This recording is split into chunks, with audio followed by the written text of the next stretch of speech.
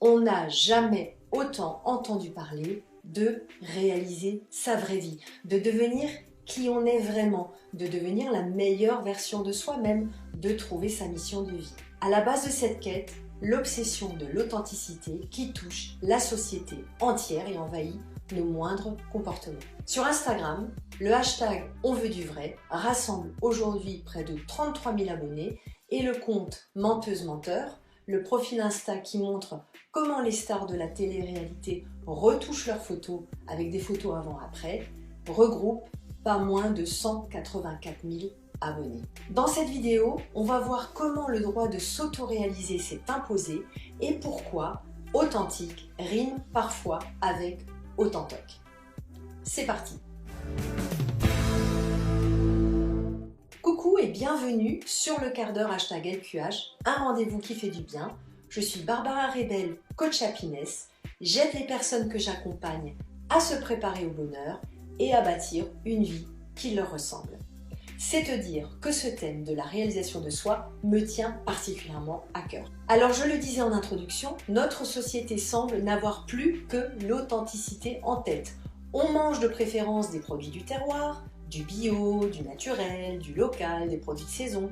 On part en vacances chez l'habitant, on loue des chalets en montagne ou dans la nature, on fait des stages de ressourcement.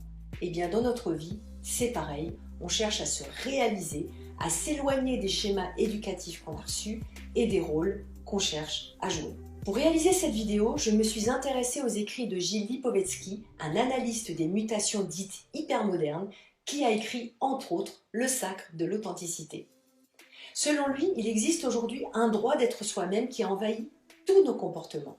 Cette exigence de transparence et de traçabilité, pourrait-on dire, s'applique à notre manière de consommer, certes, mais aussi au monde politique, à celui de l'entreprise, au management, aux médias.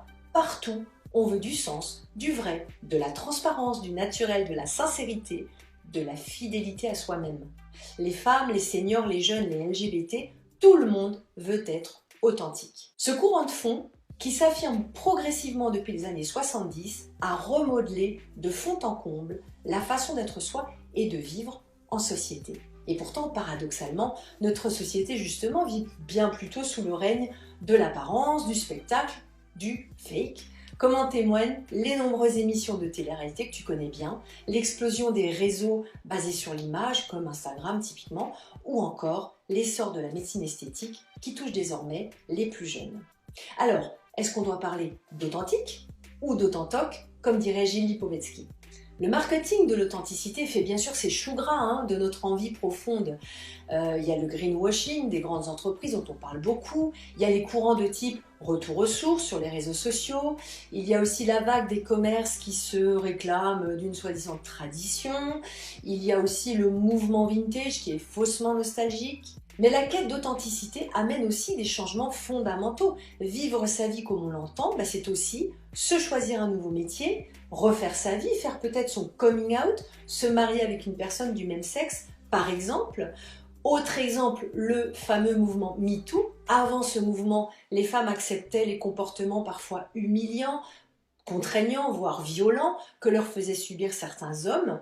Ce qui était accepté comme étant naturel et normal hier, ne l'est plus aujourd'hui. La remise en question radicale de la relation entre hommes et femmes, par exemple, c'est aussi un sous-produit de cette culture de l'épanouissement de soi. Aujourd'hui, être authentique, c'est assimiler à être bien ou à être mieux. Se réaliser, c'est vivre en phase avec nos désirs, nos goûts, nos envies. Et le développement personnel consiste justement à atteindre cet état d'équilibre, de paix, d'accord avec soi-même. Et le coaching, bien sûr, dans cette mouvance, peut t'aider à y arriver. Alors si ce sujet te parle, j'ai créé un programme de coaching en ligne qui s'appelle C'est vraiment moi et qui traite précisément de cette question: comment exprimer pleinement qui tu es, comment lever les blocages qui t'empêchent d'avancer. C'est vraiment moi est construit comme un voyage en 5 étapes pour mieux te connaître et enfin oser être toi-même. Tu y trouveras des exercices de psychologie positive, simples et ludiques, c'est ma marque de fabrique, mais surtout, je vais t'accompagner pendant 3 heures avec un coaching individuel en visio ou en présentiel pour 100% de réussite et ça c'est une vraie innovation. Et puis tu recevras aussi un cadeau surprise personnel qui t'accompagnera tout au long de ce programme.